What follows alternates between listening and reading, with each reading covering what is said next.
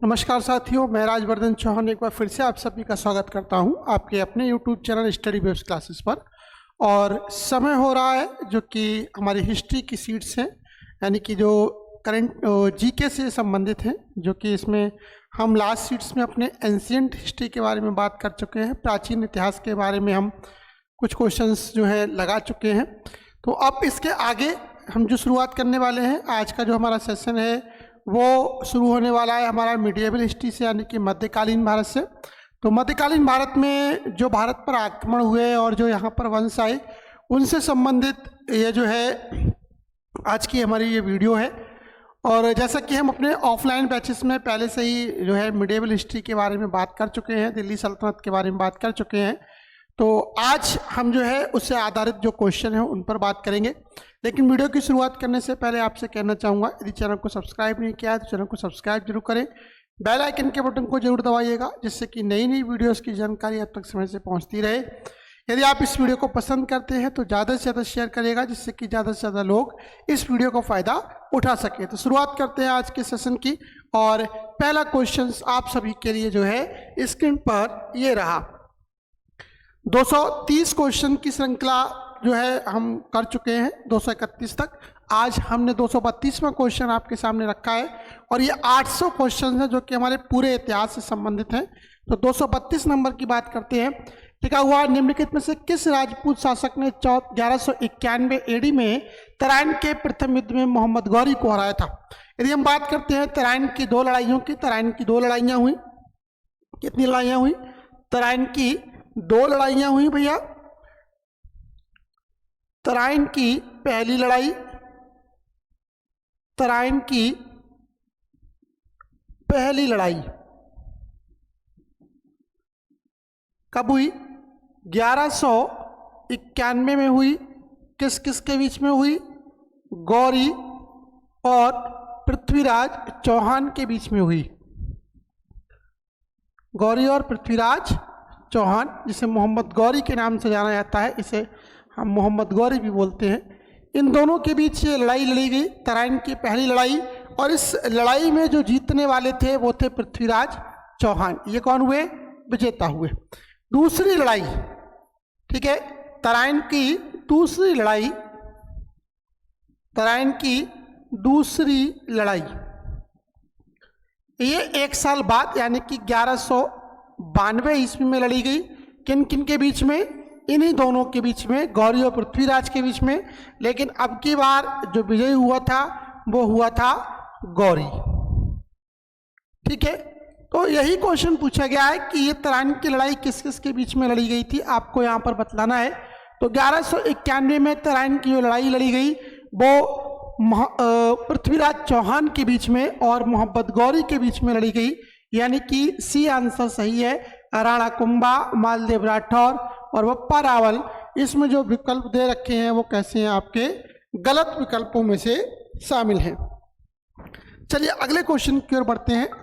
लिखा हुआ है, निम्नलिखित में से किसने वर्ष 1503 में भारत में पहला यूरोपीय किला बनाया था? बहुत इंपॉर्टेंट क्वेश्चन, कई एग्जाम में ये पूछा जाता है कि भारत में पहला यूरोपियन किला बनाने वाले कौन थे। ठीक है, भारत में सबसे पहला यूरोपियन किला किसके द्वारा बनवाया गया, ये क्वेश्चन पूछा जाता है। तो यदि हम भारत में यूरोपियन किला की बात करते हैं कि भारत में पहला यूरोपियन किला किसके द्वारा बनवाया गया, तो इसमें जो 4 ऑप्शंस हैं, डच है, ब्रिटिश है, फ्रेंच है या पुर्तगाली है। तो अगर हम पहले यूरोपियन किले की बात करते हैं, ठीक है, क्वेश्चन नंबर 233 है। ठीक है, 233 यूरोपियन किले की यदि हम बात करते हैं तो पहला यूरोपियन किला जो था वो पुर्तगालियों के द्वारा बनवाया गया। किसके द्वारा बनवाया गया? पुर्तगालियों के द्वारा बनवाया गया। कमेंट बॉक्स में उत्तर करके बताइएगा ये किला कहाँ का था और कहाँ बनवाया गया था। ठीक है, कौन सा किला है, इस किले का नाम क्या है और ये कहाँ पर बनवाया गया, कमेंट बॉक्स में उत्तर दें। क्वेश्चन नंबर 234, मोहम्मद गौरी ने 1191 में तवरहिंडा यानी भटिंडा पर हमला किया, जो कि एक रणनीतिक बिंदु था। महाराणा प्रताप, हेमचंद्र विक्रमादित्य, पृथ्वीराज चौहान और राणा कुंभा। 234 क्वेश्चन, बहुत इंपॉर्टेंट क्वेश्चन, क्योंकि मोहम्मद गौरी के आक्रमण के साथ ही भारत में जो है कहते हैं कि मुगल जो है मुगलिया आक्रमण शुरू हुए, या कहें कि मुगलों की सत्ता स्थापित हुई जब पृथ्वीराज चौहान को पराजित किया गया। तो क्वेश्चन नंबर 234 की बात हो रही है, ठीक है। तो भटिंडा के किले पर जो जो हमला किया गया था वो पृथ्वीराज चौहान के दृष्टिकोण से बहुत ही इंपॉर्टेंट था। दिल्ली सल्तनत, अगर हम कहते हैं दिल्ली पर इनका अधिकार था, इनकी राजधानी दिल्ली थी, उसके दृष्टिकोण से ये बहुत ही महत्वपूर्ण किला था जिस पर गौरी के द्वारा जो है हमला किया गया था। चलिए अगले क्वेश्चन की ओर बढ़ते हैं। क्वेश्चन नंबर 235 क्या कहता है? लिखा हुआ है पृथ्वीराज चौहान और मोहम्मद गौरी ने की लड़ाई लड़ी, तालीकोट की, चंदेरी की, चौसा की या तराइन की। थोड़ी देर पहले ही हम बात कर रहे थे कि पृथ्वीराज चौहान और मोहम्मद गौरी के बीच तराइन की 2 लड़ाइयां लड़ी गई, 1191 और 1192 में, ठीक है। पहली लड़ाई में कौन जीता? पहली लड़ाई में पृथ्वीराज जीते, ठीक, और दूसरी लड़ाई में कौन जीता? दूसरी लड़ाई में गौरी जीता था। ये क्वेश्चन पूछा था, बहुत इंपॉर्टेंट क्वेश्चन है कि ये लड़ाइयाँ किस किस के बीच लड़ी गई। तो ये दोनों लड़ाइयाँ जो थी पृथ्वीराज चौहान और मोहम्मद गौरी के बीच में लड़ी गई थी। क्वेश्चन नंबर 236 लिखा हुआ है निम्नलिखित में से किसने 712 ईस्वी में भारत पर आक्रमण किया था? मोहम्मद बिन कासिम, कुतुबुद्दीन ऐबक, महमूद गजनी और मोहम्मद गौरी। अगर हम बात करते हैं मोहम्मद बिन कासिम के बारे में, तो इसी के द्वारा 712 ईस्वी में भारत पर पहला आक्रमण किया गया। तो सही आंसर 236 का क्या है आपका? ए ऑप्शन बिल्कुल सही है कि 236 का ए आंसर बिल्कुल सही है कि भारत पर सबसे पहला आक्रमण कब किया गया? 712 ईस्वी में किया गया। किसके द्वारा? मोहम्मद बिन कासिम के द्वारा किया गया था। क्वेश्चन नंबर 237 की ओर। अरब जनरल ने 711 ईस्वी में सिंध पर विजय प्राप्त की, जो खलीफा के डोमेन का एक हिस्सा बन गया। कुतुबुद्दीन ऐबक, मोहम्मद बिन तुगलक, मोहम्मद बिन कासिम और मोहम्मद गौरी। 712 में भी हमने पढ़ा मोहम्मद बिन कासिम ने यहाँ पर हमला किया था, तो 711 में भी वही था जो कि खलीफा के द्वारा जो नियुक्त था।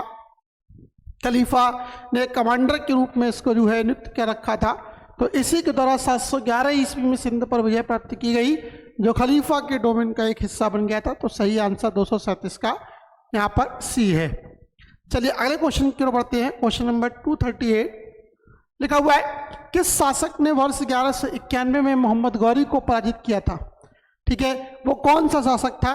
तो हम अभी तक करके आए हैं कि वो चौहान शासक थे जिनका नाम था पृथ्वीराज चौहान, और उनके द्वारा जो है मोहम्मद गौरी से 1191 में तराइन की लड़ाई में पराजित किया गया था। कब? तराइन की पहली लड़ाई। तराइन की पहली लड़ाई में क्या है? इनके द्वारा जो है किसको? गौरी को पराजित किया गया था। तराइन की पहली लड़ाई,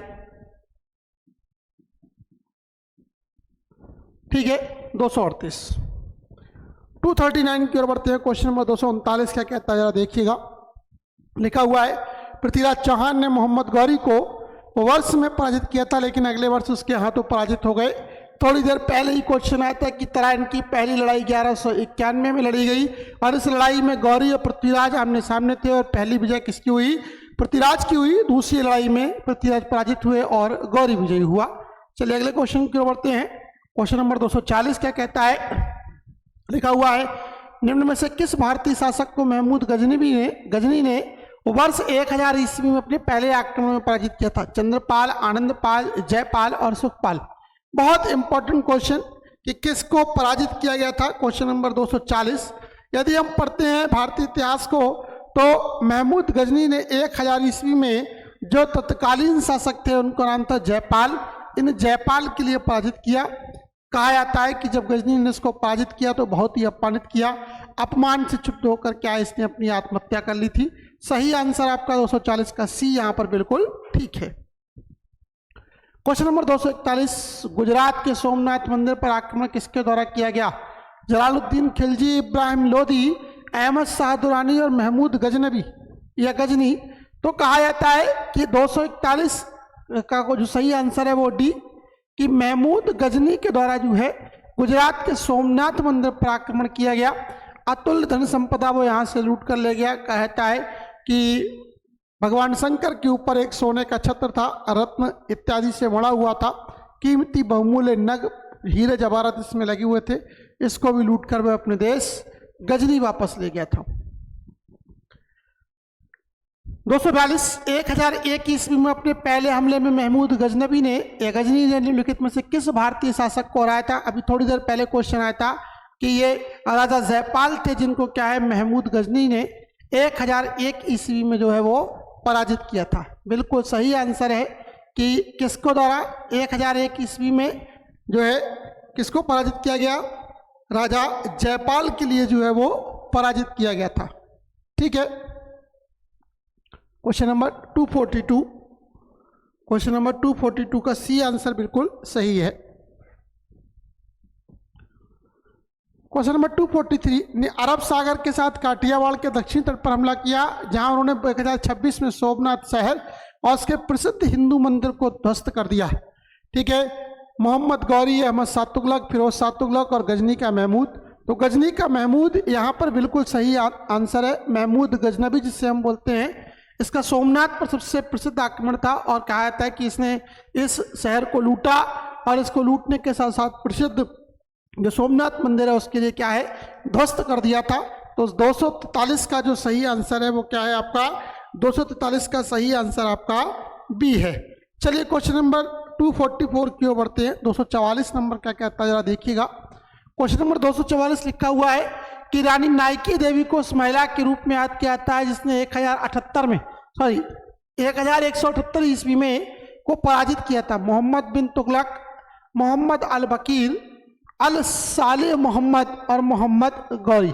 रानी नाइकी देवी बहुत इंपॉर्टेंट क्वेश्चन है के द्वारा जो है किसके लिए 1178 ईस्वी में पराजित किया गया। बहुत इंपॉर्टेंट क्वेश्चन किसके जरा देखिएगा।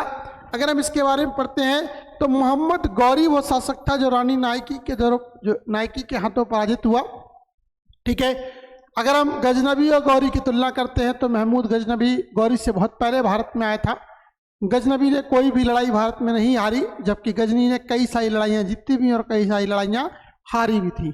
तो रानी नाइकी देवी ने क्या है इसके लिए इस युद्ध में पराजित किया था। तो सही आंसर 244 का डी है। क्वेश्चन नंबर 245 तराइन की दूसरी लड़ाई कब लड़ी गई थी। थोड़ी देर से हम पढ़ते चले आ रहे हैं, ये क्वेश्चन कई बार आ रहा है क्योंकि ये क्वेश्चन इतिहास में सबसे महत्वपूर्ण प्रश्नों में से एक प्रश्न है। ये 1192 में तराइन की दूसरी लड़ाई लड़ी गई जिसमें गौरी की पराजय हुई थी। 246 मोहम्मद गौरी का भारत पर पहला आक्रमण हुआ जब उसने मुल्तान पर हमला किया था। बहुत इंपॉर्टेंट क्वेश्चन कि मोहम्मद गौरी का भारत पर पहला आक्रमण कब हुआ था ये बतलाना है आपको। बहुत इंपॉर्टेंट क्वेश्चन है 240 नंबर।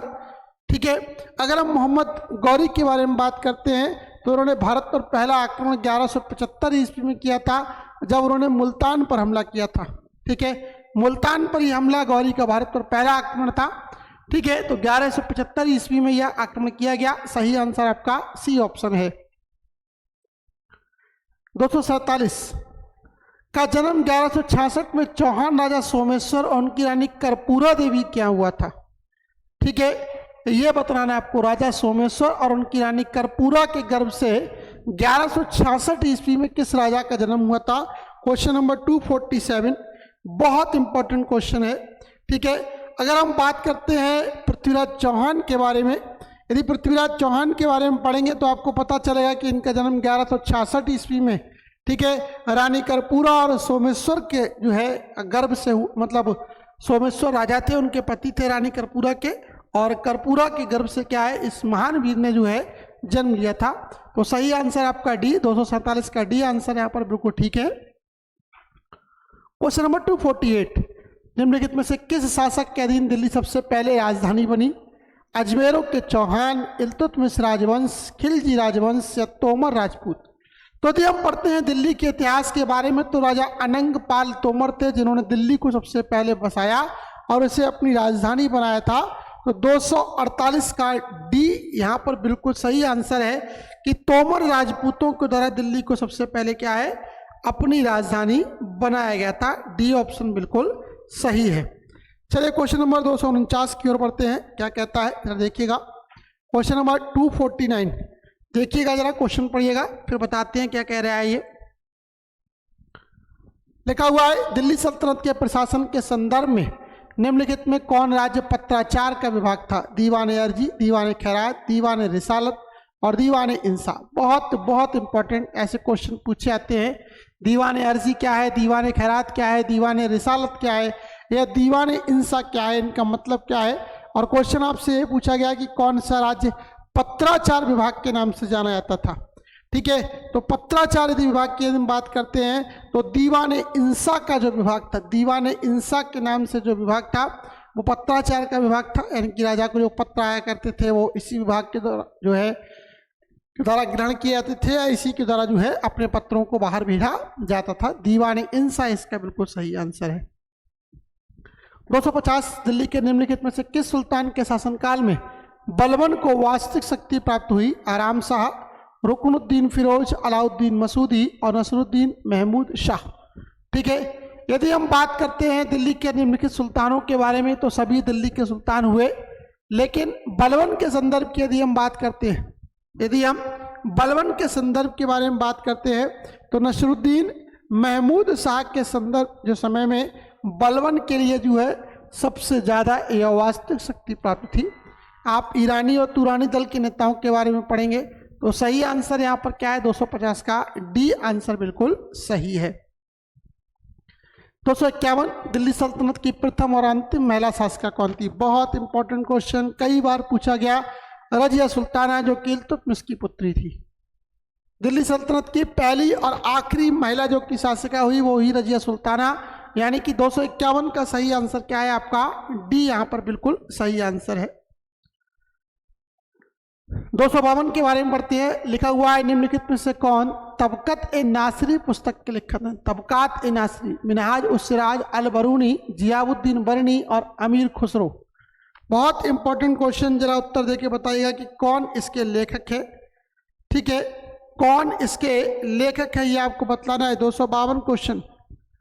ठीक है, मिनहाज उस सिराज अल बरूनी, जियाउद्दीन बरनी या अमीर खुसरो। तो तबकत ए नासरी पुस्तक के लेखक मिनहाज उस सिराज हैं। कौन है? मिनहाज उस सिराज हैं तबकात ए नासरी पुस्तक के लेखक, और सही आंसर इसका ए है। 253 दिल्ली सल्तनत के निम्नलिखित सुल्तानों में किसने गयासुद्दीन बलबन को अपना प्रधानमंत्री नियुक्त किया था? रजिया, नसरुद्दीन महमूद, मुइजुद्दीन बहराम और शमसुद्दीन इल्तुतमिश। बहुत जो है इंपॉर्टेंट क्वेश्चन 253 नंबर कि किसके द्वारा इसको जो है प्रधानमंत्री नियुक्त किया गया।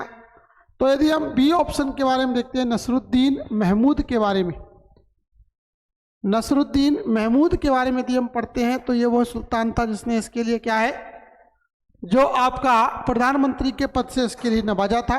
तो सही आंसर यहाँ पर 253 का बी आंसर बिल्कुल सही है। 254 इब्न बतूता के भारत आने पर दिल्ली सल्तनत का शासक कौन था?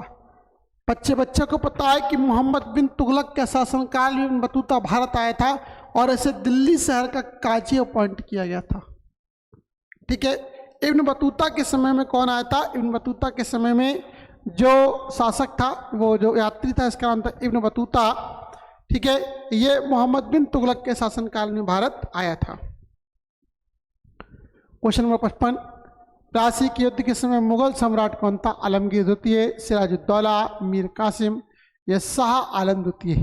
प्लासी के युद्ध की यदि हम बात करते हैं, 1757 की यदि हम बात करते हैं, तब का क्वेश्चन पूछा गया है। 255 का जो सही आंसर क्या होगा?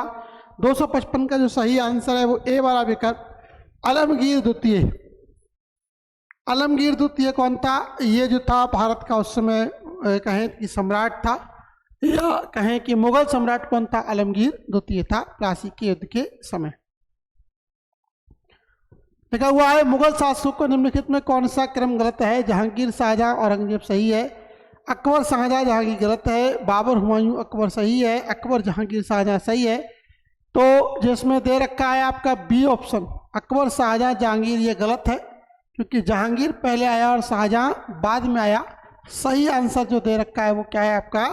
बी यहाँ पर बिल्कुल सही आंसर है। जहांगीर का बेटा, अकबर का बेटा जहांगीर और जहांगीर का बेटा था आपका शाहजहां। तो सही आंसर यहाँ पर जो है बी ऑप्शन बिल्कुल सही है। 257 क्वेश्चन नंबर, एक स्तंभ जिस पर 3 अलग अलग कालखंड होता है, मौर्य काल, गुप्त काल और मुगल काल के उत्कीर्ण लेख हैं, कौन सा है? लौरिया नंदनगढ़, टोपरा, इलाहाबाद और रूममंदेई। ठीक है, बहुत ही इंपॉर्टेंट क्वेश्चन 257 नंबर। इसका सही आंसर क्या है? अगर हम 257 नंबर को पढ़ते हैं तो इसका सही जो है वो इलाहाबाद यानी कि प्रयागराज का अभिलेख है। इस पर क्या है? मौर्य काल, गुप्त काल और मुगल काल, तीनों के जो है अवशेष प्राप्त होते हैं। ठीक है, तो सही आंसर आपका सी यहाँ पर बिल्कुल सही आंसर है। 58 क्वेश्चन नंबर 258 पढ़ते हैं। लिखा हुआ है सल्तनत के राज्य में प्रशासन के संदर्भ में मुक्ति शब्द का अर्थ क्या है? ग्राम पंचायत का प्रमुख, इक्ता कहे जाने वाले भू अनुदान का उधारक, ग्रामीण समुदाय का प्रमुख और जिला स्तर की न्यायिक अधिकारी। पूछा गया है मुक्ति का अर्थ क्या है। क्वेश्चन नंबर 258 बहुत इंपॉर्टेंट क्वेश्चन है। 258 का आंसर देना है आपको। 258 का जो बी आंसर है वो बिल्कुल सही है। इक्ता कहे जाने वाले भू अनुदान के धारक, इक्ता कहे जाने वाले भू अनुदान का धारक क्या बोला जाता था? इक्ता किए जाने वाले भू अनुदान का धारक आपका जो है वो मुक्ति शब्द का इस्तेमाल किया करता था। 259 निम्न में से किसे लोकप्रिय ढंग से भारत के तोते के नाम से जानता है? बहुत इंपॉर्टेंट है। अमीर खुसरो को भारत का तोता कहा जाता है। अमीर खुसरो को भारत का तोता कहा जाता है। सही आंसर बिल्कुल सही है कि अमीर खुसरो कौन था? भारत का तोता। लिखा हुआ है मुगल काल में संस्कृत से फारसी में अनुवादित महाभारत को किस नाम से जाना जाता था? तूतीनामा, शाहनामा, रज़्मनामा और शाहनामा। तो इसका जो अनुवाद था वो किसके द्वारा किया गया था? शाहजहां और उसके साथ दारा शिकोह और उसके साथियों को द्वारा किया गया था। तो उनके अनुसार जो सही आंसर जाता हुआ था सी, कि इसका नाम क्या था? रज़्मनामा इसका सही आंसर था। 260 261 भारत में चारबाग थे या चारबाग शैली की स्थापना की शुरुआत किसने की? मुगलों ने, राजपूतों ने, मौर्यों ने या मराठा ने? Important question. मैं एरो नहीं बनाता लेकिन इस पर एरो बना हुआ है तो इसको समझ जाइएगा कि क्या है, महत्वपूर्ण क्वेश्चंस में से एक क्वेश्चन होने वाला है। यदि हम मुगलों के बारे में करते हैं तो मुगलों ने क्या है? चारबाग शैली की स्थापना की। अब चारबाग शैली क्या है जरा आपको संक्षेप में बता दूं। जो कि सुंदर इमारत है उसके आगे एक बगीचा लगाने की जो परंपरा है वो किसके द्वारा शुरू की गई? वो मुगलों के द्वारा ही शुरू की गई थी। 261 का ए आंसर बिल्कुल सही है। 262 मुगलों के संदर्भ में निम्नलिखित कौन सा कथन सही नहीं है? मुगल दरबार के इतिहासकार उन्हें एक महान ईरानी राजा आसियाब के वंशज के रूप में वर्णित करते हैं। नंबर 1, उनकी मातृभूमि फरगना से बाहर कर दिया गया, बिल्कुल सही। बाबर अपनी माँ की तरफ से चंगेज खान से संबंधित था, ठीक है। और नंबर डी, वे पितृ पक्ष में तैमूर वंश के जो थे संबंध रखते थे, तैमूर वंश से थे।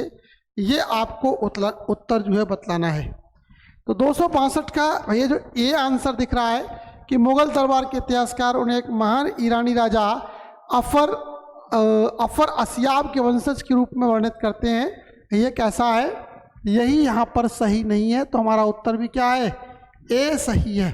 बाकी के ऑप्शन कैसे हैं? बाकी के ऑप्शन गलत हैं। तो इसका सही आंसर क्या होता है आपका? इसका सही आंसर आपका ए होता है। भारत के इतिहास में के बीच की अवधि को दिल्ली सल्तनत काल के रूप में जाना जाता है। तो यदि हम बात करें भारतीय इतिहास के बारे में तो 1005 से लेकर 1445, क्या यह सही आंसर है? नंबर 2, 745 ईस्वी और 1245 ईस्वी, क्या ये सही आंसर है? 1456 से 1675, क्या ये सही है? या 1206 से लेकर 1526, ये सही है? आपको ये आंसर बतलाना है। Question number 263। यदि हम क्वेश्चन नंबर 263 को पढ़ते हैं तो 1206 से लेकर और 1526 ईस्वी तक का जो टाइम पीरियड है वो कैसा है? वो बिल्कुल परफेक्ट टाइम है और यही इसका सही उत्तर भी माना गया है। ठीक है, चलिए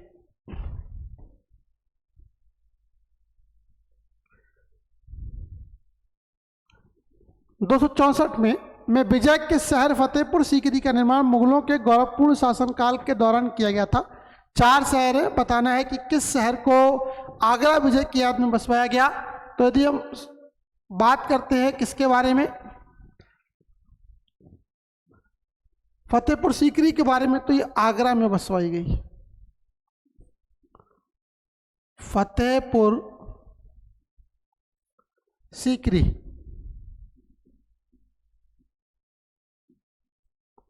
फतेहपुर सीकरी का बुलंद दरवाजा,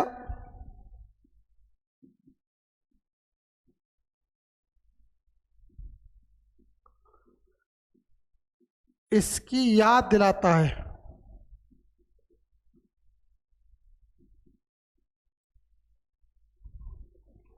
ठीक है, किसका, आगरे में जो है फतेहपुर सीकरी का जो है वो निर्माण करवाया था, और सही आंसर इसका यही है।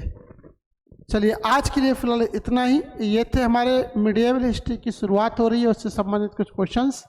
आशा करता हूँ आपको वीडियो पसंद आई होगी। यदि इस वीडियो को पसंद करते हैं तो ज़्यादा से ज़्यादा शेयर करिएगा, जिससे कि ज़्यादा से ज़्यादा लोग इसका फ़ायदा उठा सकें। आज के लिए फिलहाल इतना ही, धन्यवाद।